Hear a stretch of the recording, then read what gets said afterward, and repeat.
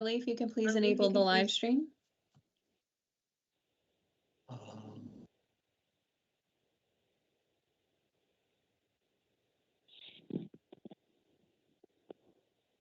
Okay, Mr. Mayor, please go ahead. Thank you, Madam Clerk. I will call the meeting to order. Our first item is our land acknowledgement statement. We acknowledge with respect the history, spirituality, and culture of the Anishinaabe, the people of the three fires known as the Ojibwe, Odawa, and Potawatomi nations who would inhabit this land from time immemorial. And further give thanks to Chippewa Saugeen and the Chippewa of Nawas, now known as the Saugeen Ojibwe Nation, as the traditional keepers of this land. We also recognize the Métis and Inuit whose ancestors shared this land and these waters. May we all, as treaty people, live with respect on this land and live in peace and friendship with all its diverse people. Moving on to the agenda, we're down to approval of the agenda. I believe Commander Anderson, you have 2 items you'd like to add to our agenda here today. Yes, thank you, Mr. Chair. Just 2 items. I wanted to speak to the detachment commander's position here. Just have an update for the board. As well as I wanted to speak to the Auditor General's report briefly and how it relates to our detachment, if that's all right. Thank you. Madam Clerk, you so recorded. There's no other items to add on the agenda. The recommendation is that the agenda be approved as amended. Okay, I'd just like to.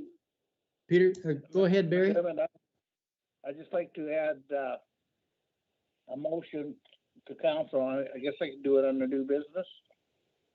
And what is it related to? Speeding in the municipality. I would like to just put a motion through that that comes to the board before you council passes speed limits in the municipality. I feel that you dropped a whole bunch here last week at the meeting that you're lowering the speed limits, and I don't know whether that's the best idea or not. People are still going to speed. I think. Okay. Okay, Member Hatt, we'll put that, bring it up under new business then. It's added to the agenda. Okay, thank you. And I believe I read the motion, and I believe it was moved by Peter. All in favor? Okay, the motion is carried. Moving off our agenda, declaration of peculiar interest. You can declare anytime you see fit during the meeting. Minutes of the previous minutes. The recommendation is that the minutes of the Fleet Service Board meeting held on October 12th, 2021 be adopted. Someone to move, put it on the floor, please. Moved by Barry Hatt, second by Peter Hughes. Is there any discussion on the motion before us? Seeing none, speak out, please, in favor of the motion. In favor? Favor. Peter? Okay. Favor. Thank you. We've no delegations here today. Public question period. Madam Clerk, was there any questions coming from the public? Seeing none. Correspondence. We have 1 piece of correspondence from Crime Stoppers of Grey Roof's Coordinator Program for Information. Is there any questions on this piece of correspondence? Seeing none or hearing none, we're just for information for us. Okay, moving on with our agenda, reports and recommendations. The recommendation is that the Department Commander's report covering October 1st, 2021 to November 30th, 2021 be received for information. To put it on the floor is moved by Peter, second by Barry. And Commander Anderson, I'm going to turn the floor over to you. Thank you, Mr. Chair. As you stated, this report covers October 1st to November 30th. However, when the meetings are held so early in the month, it sometimes doesn't capture all of the November data. So if the board could just be aware of that, it will be captured, of course, in the next report. So if I could just direct you to page 2 of the report. It deals with the calls for service, and as you can see by the graph, that the October and November calls for service in Georgian Bluffs is slightly higher than the previous year, and that's on trend with Grey Bruce as a detachment as a whole. Below on page 2, it just goes over our victim services, just to show that I wanted to show the board that we are taking into account victims of crime and are making referrals to our victim services of Grey Bruce and Perth. Page 3 of the report, you'll see that the COVID-related services calls for service are down slightly so far in 2021. That may change. We are seeing an increase in calls for service for people who have to self-isolate, and I think that's largely due to the variant that's out there. False alarms and 911 hangups down significantly in the last couple of years as opposed to 2018 and 2019, so that's a good thing. These are reactive calls for service, and it does cost the township for us to attend those, so it's good to see those numbers down. Our crime, violent crime in Georgian Bluffs, which includes homicide, sexual assault, robbery, and assault. The violent crime trend in all of those areas, save sexual assault, are trending downward, and that's a good thing. And although sexual assault is basically on par from the previous years, it's not as significant. We just had the one, so. If you take a look at page 4, that's taking a look at our property crime, which includes fraud investigations, break and enter, auto theft, theft and mischief. Looking at those numbers, no significant increase or decrease slightly in auto thefts so far this year. I don't think we're going to exceed that, or hopefully don't exceed that before the end of the year. I know that sometimes we have offenders that go through crime sprees with respect to auto theft. Once we get them in custody, usually the numbers go down.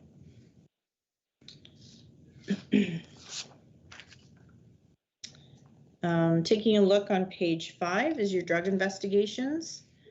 I don't see any significant changes in those investigations, down slightly in 2021. It's trending downward, generally speaking, in Grey Bruce and Georgian Bluffs. It's sort of leveled out. I did want to bring to the board's attention, hopefully you saw the press release that went out regarding the warrant that our community street crime unit executed in Georgian Bluffs. They made a significant dent in the drugs that they got off the road, as well as handguns. That was done in cooperation with the Owen Sound Police Service. Our street crime unit does work very well with our surrounding municipal partners, and a lot of resources were used. Multiple warrants were executed, and I think that'll have a significant dent in this area. Page 5, on the bottom there, we have the domestic disputes and missing persons. You'll see that domestic disputes, not a big change from 2020. Missing persons down quite a bit in 2021, and that's always a good thing. Less people lost on the trails, I guess. And you'll see by the graph on page 6 at the top there, both are trending down, both in the detachment as a whole and in Georgian Bluffs.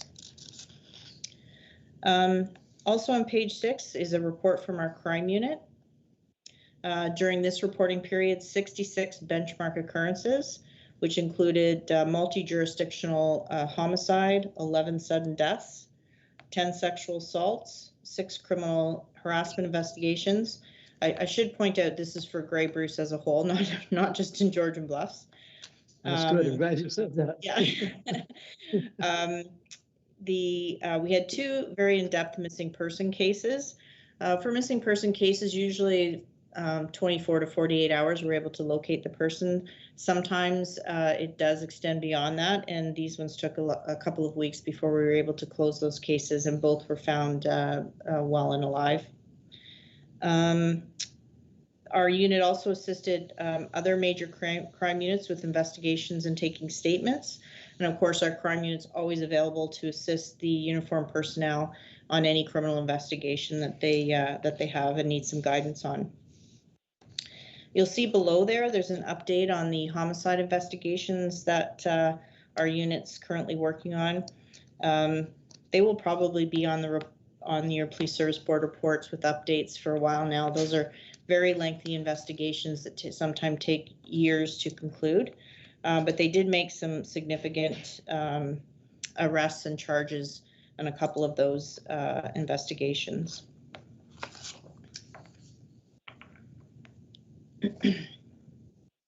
On page 7 of the report, our community street crime unit.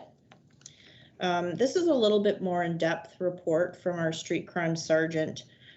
He wanted to just show the trend with our unit, and I think it's a very good one.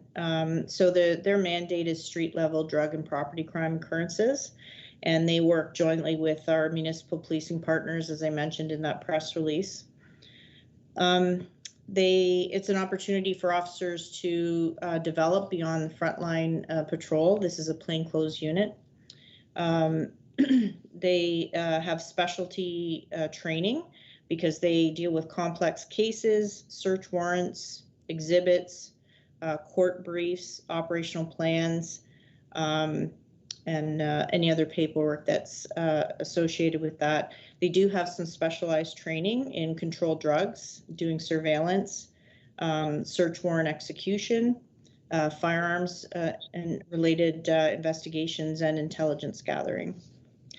And so if you take a look on page 8, you'll see that in West Region, we have 8 community street crime units. And in 2021, our unit was 3rd in the number of search warrants that they executed. So these investigations are very lengthy. They do take a lot of time, sometimes months, before they get enough information to apply for a search warrant. Sometimes they don't get enough at all, but they always tuck away that information for perhaps the future. But they were 3rd in all of West Region in the number that they executed in 2021, and they were 2nd in 2020. So very, very busy unit and a lot of good work done there.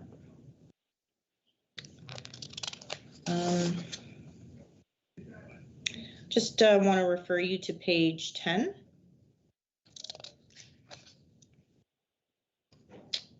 Just looking down at the traffic enforcement. This is for Grey Bruce and Georgian Bluffs separately. The number of charges and warnings and traffic enforcement that has taken place over the last couple of months. Again, those numbers may not include part of the second half of November yet. It takes a while before that data is generated and we can gather it in our reports. If you take a look at page 11, it'll give you a breakdown on our top 10 charges with respect to traffic. And you'll see that the most common charge is speeding between 1 kilometer over to 49 kilometers over. And below just gives you a little bit of an idea of where the traffic enforcement is being conducted, and you can see that it's mostly on the major arteries. Page 12, 13, 14, 15, and part of 16 is all your motor vehicle collisions in the last couple of months. Taking a look through the collisions, they're either related to animal, deer, that sort of thing, and driver error. But there's quite a few in relation to animal. There's nothing there that I would suggest that the township take a look at as far as engineering of the roadway goes or anything like that. On page 16, you'll see they're impaired and over 80. That includes alcohol and drugs. 17 year to date for 2021. And we continue to conduct ride, particularly during the festive ride season, to try to make sure that we get the impaired drivers off the road. I've included suspect apprehension pursuits, just so you know that we do sometimes get involved in pursuits, although the criteria in the last couple of years has been very stringent. Not acceptable for property crime, but for dangerous crime or somebody's life is threatened, we sometimes engage in pursuits. Very minimal now, though. Traffic complaints, noise complaints, and animal complaints. No significant difference in numbers there that would jump out and perhaps show a problem. And bylaws have gone down for 2021. Deborah, a question from the chair on that particular. How's your relationship been with our contract bylaw enforcement company, SS? Has it been pretty good? Yeah, we actually have one of our auxiliary members works for them. But we have more contact in the summertime than we do, but I have met with them in the past. No issues there. And Sure. they've taken on a few municipalities, I believe. Yes, no, it's something that council will take into consideration here very shortly, what we're going to do with that contract. Right. Okay, thank you. Patrols, just under 160 hours for ride checks in the Georgian Bluffs area, 31 hours foot patrol. No ATV patrols. Usually those are reserved for any complaints with respect to that. So we wouldn't have received any complaints in the Georgian Bluffs area. And the ATV patrols are pretty much finished for the season now. We'll be taking a look at snowmobile patrols as long as the weather allows. Paid duties, just a number of paid duties that we've done.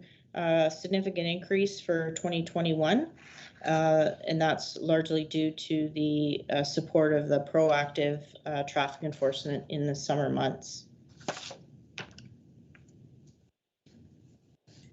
On page 18, just media, 227 media releases on various information throughout the year. And it just below is just the highlights of some of the media releases that were conducted by Nick Wilson, our current media officer. He also is involved in community services and assists with different community events throughout the year. And on page 19 is just a list of some of the community service events he took part in.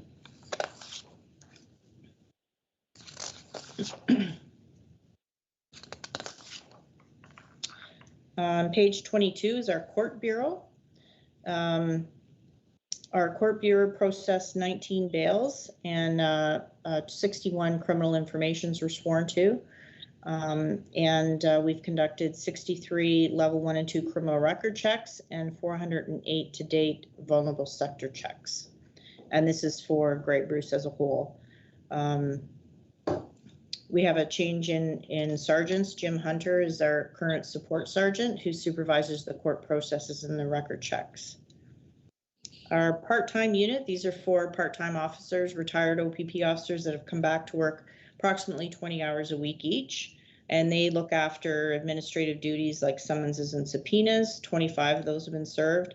They conduct our fingerprints for us. That's either civilian fingerprints for jobs and things like that, or for criminal record checks if required, and also fingerprints anybody that's been charged and requires fingerprints, and 46 of those. Our auxiliary unit, we're down to 9. We do have a authorized strength of 17. So if anybody knows anybody that's interested in signing up to become an auxiliary member, if you could please direct them to the OPP website.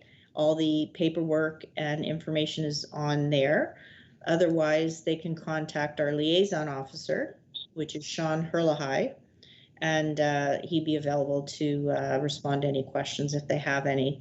Our auxiliary unit does a lot of great work for us, and they are members of the community, and they're very much valued in supporting our frontline officers. They conducted 149, just under 150 hours volunteer hours this month, which includes patrol hours, assisting South Bruce with a Cops for Cancer bicycle event, 10 hours to the Speed Spy. We've trained them in putting up the Speed Spies and then downloading the data for us anytime we have a traffic complaint and it's warranted. That way we don't have to take frontline officers off patrol to do that. They're still conducting their meetings by Zoom at this point, pretty much like everybody else. MHeart. So this is our mobile mental health and addiction response team. Just shows the total number of call-outs we've had for them. So anytime we deal with the mental health call where we feel that they can be of assistance, or perhaps an addictions call, they're the experts in that area, and they do respond, or they sometimes respond by telephone, but they also can help navigate through the mental health system so that they get the best care, and that assists our officers greatly. The sooner we can get them away from the hospital after they've been admitted, the better. And on page 24, noteworthy events. Staff Sergeant Wilcox has joined us as of October 18th. He's our new Staff Sergeant permanently here. He's not an actor. When we did not fill the detachment commander's position here, I insisted that the second Staff Sergeant position be filled here for some consistency, not only for our boards and our community, but also for our detachment. So we're very happy to have him join us. And while I still sit in the detachment commander's chair, we have acting Staff Sergeant Manny Keyhole. He comes from Perth Detachment. He's an excellent organized individual, and we're happy to have him here to help us while I sit in this chair.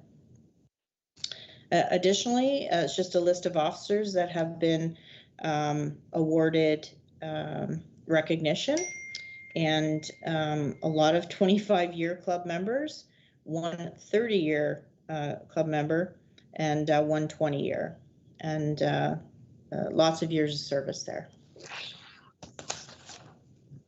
And Mr. Chair, that would be my report, and I'd be happy to answer any questions if you have any. Thank you, Deborah, for a fantastic report. You are going to get the same presentation to our George Bluffs Council tomorrow night? I am, yes, at 5 o'clock I'll be there, or I think it's virtual, is it not? Either or? Yes, either or.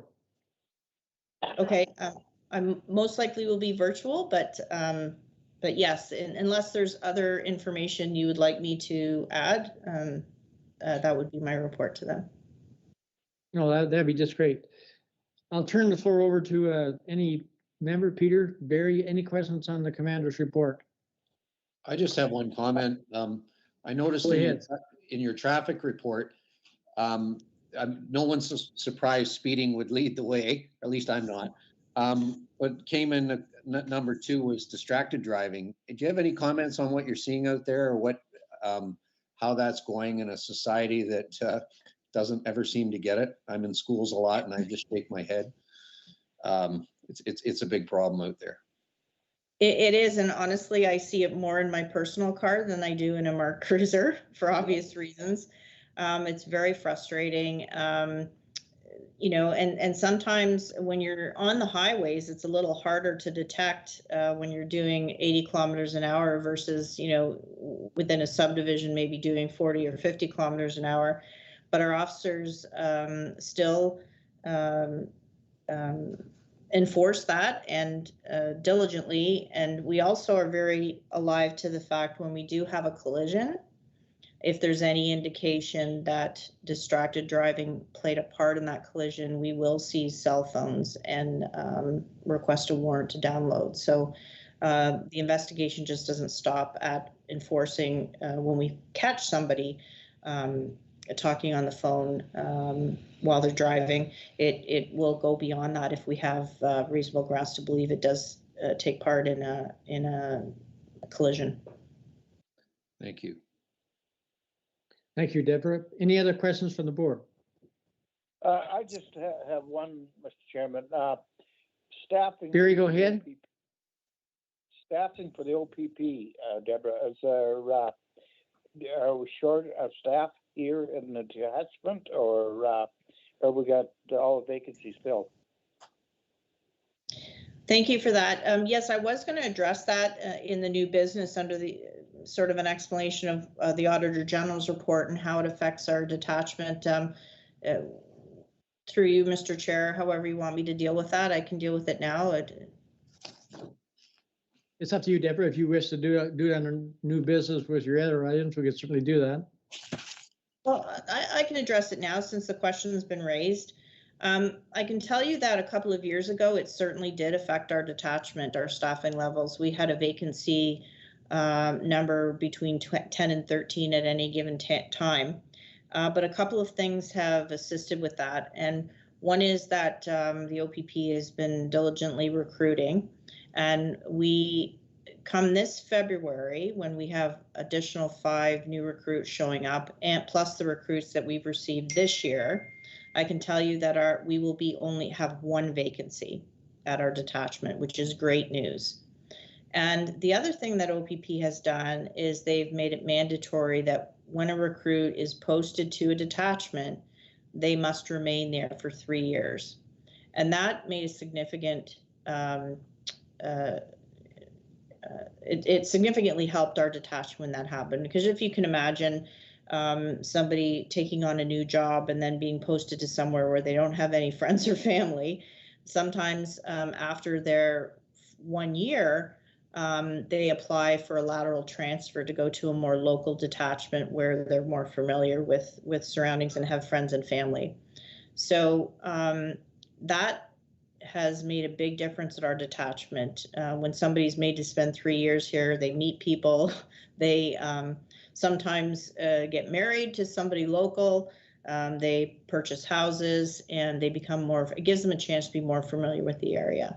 So that has helped our detachment significantly.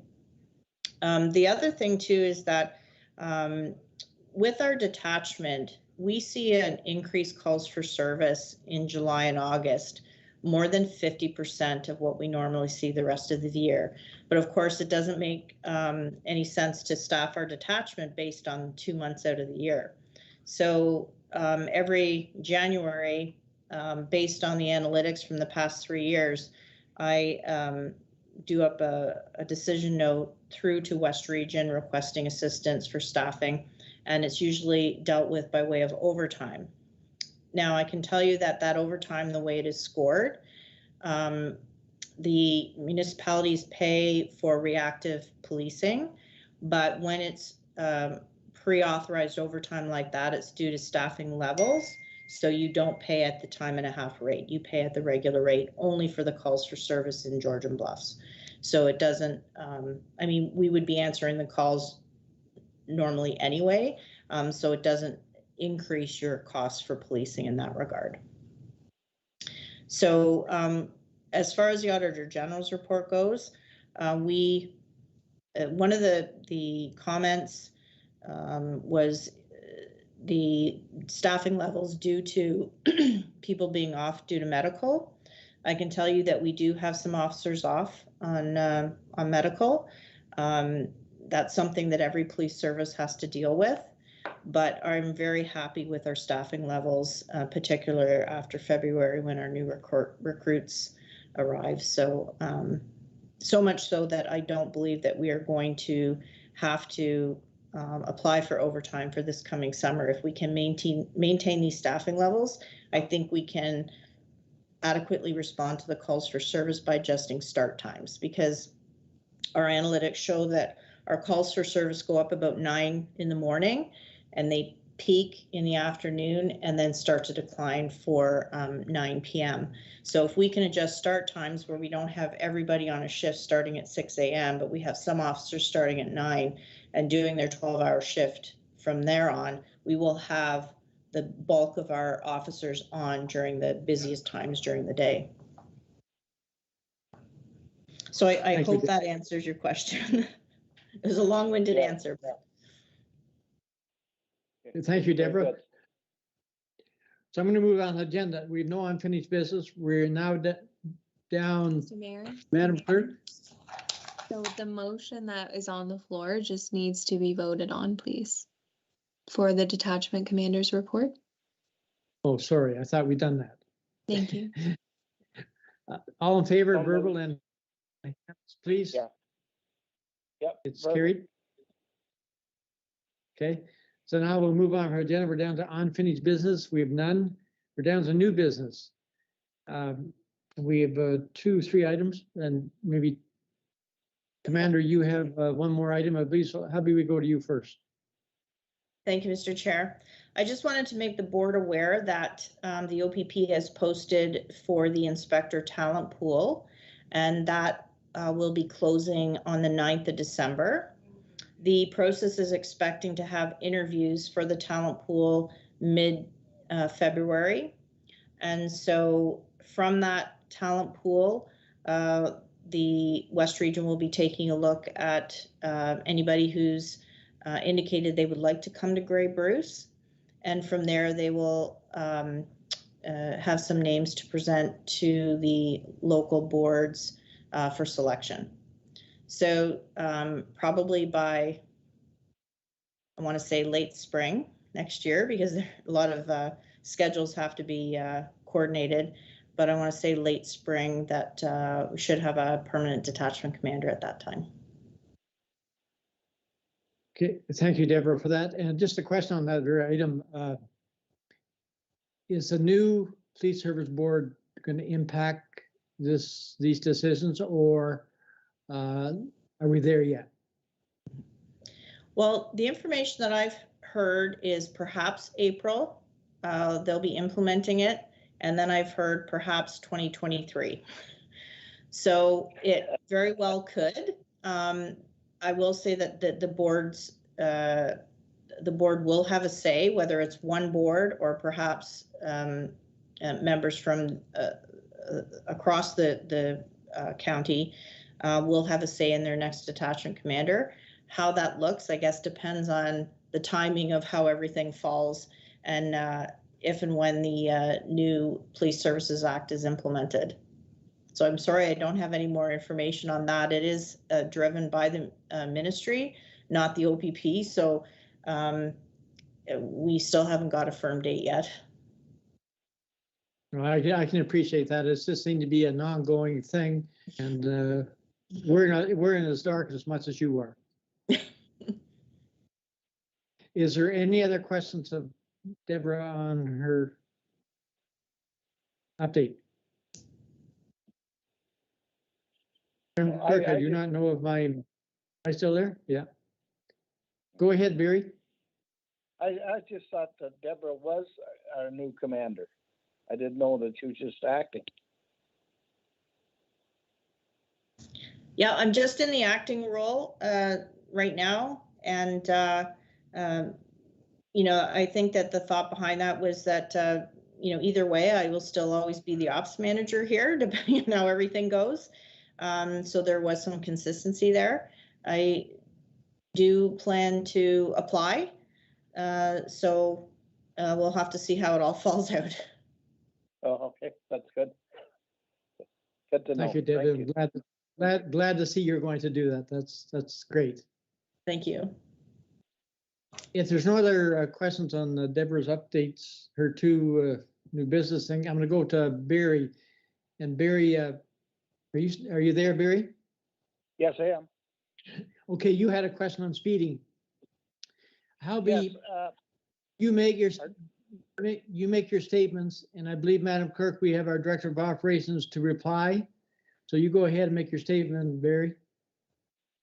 yeah, what my concern is that when speeding issues or whatever is coming to the municipality, what they're going to change, I think it should come to the Police Services Board for their input. And I see there's a lot of changes at the last council meeting that they're going to lower the speed. Well, sometimes I think the lowering the speed will not solve the problem. People are going to speed, they're going to speed. And by lowering the speed limit, it just slows traffic down. And I don't think it's a good idea on some places, that's all. Thank you, Barry. This was a consistent thing right across our municipality about speeding in various places. And I'll let the Director of Operations, Steve Vilmart, please go ahead and speak to it. Through you, Mr. Mayor, to the committee member here today. Thank you for the questions in regard to the speeding issue and bringing a report to the Police Services Board. It's something I could do if you guys want me to, but when we do get a request to look at the speed limits within the township, we do take it seriously. We have to apply it to the Transportation Association of Canada standards for speed limits and posted speed limits within a roadway here. So when we look at the segments that are being questioned about speeding and all that, we do look at a lot of considerations, not just at the speed of what the road is. We actually look at, okay, what's the road classification? Is it urban? Is it rural? Is it divided, undivided? Is it major or minor transportation that comes down it? Like what's the goods on the road there? How many through lanes is it? Is it divided, undivided? Is it one lane or is it 4 lanes of road? What is the design speed of the road? So some of our roads are actually built to a 50 kilometers an hour speed limit. What's it currently posted at? It also looks at if there's an actual policy on posted speed limits throughout the municipality. Currently there isn't, but then it also looks after quite a few other factors that we have to take in consideration on what is going through these speed limits. It looks at the geometry, so the horizontal and vertical aspects of the road. It looks at the average lane width. A lot of our lanes are not actually built to an Ontario standard, so we have to look at that as a high risk component there. It looks at roadside safety hazards, i.e. if there's drop-offs, trees, water issues, ditches. It looks at pedestrian exposure if there's walkers on there. It looks at cyclist exposures as well. So it's looking at all those other aspects. It looks at the pavement surface, what's the condition of it.